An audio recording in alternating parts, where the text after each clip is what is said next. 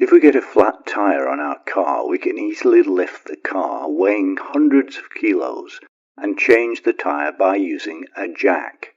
So how does this little tool turn the small force we apply into a force that's big enough to lift a car? The answer lies with a principle discovered by the French scientist and mathematician Blaise Pascal.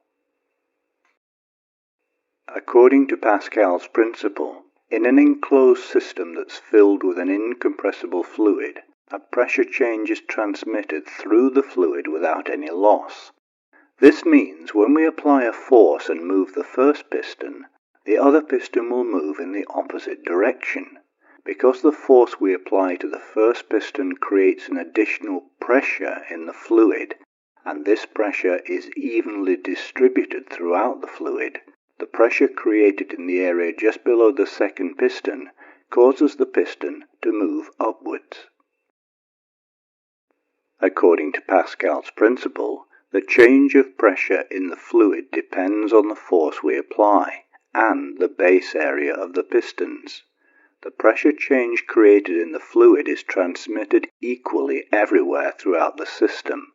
This means that the pressure is always equal under the first piston and the second piston. However, if we change the base area of the pistons, we can change the force exerted on the second piston. Suppose the radius of the first piston is 10 centimeters and the radius of the second is 100 centimeters. When we apply a force to the first piston, it creates a pressure change in the fluid, and this change is transmitted to the base of the second piston. Since the radius of the second piston is different than the radius of the first piston, the force exerted on the second piston 100 times more force than that applied to the first. This doesn't violate the law of conservation of energy because the displacement of the pistons isn't the same.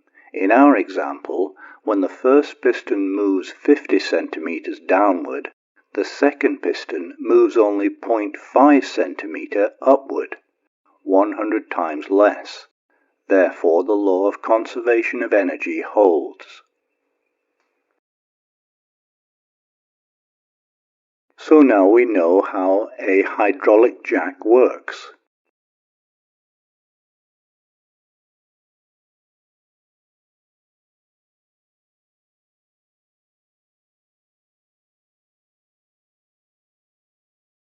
Thanks to the valves in the system that transmit the fluid in one direction, the force applied to the small piston turns into a force big enough to lift our car.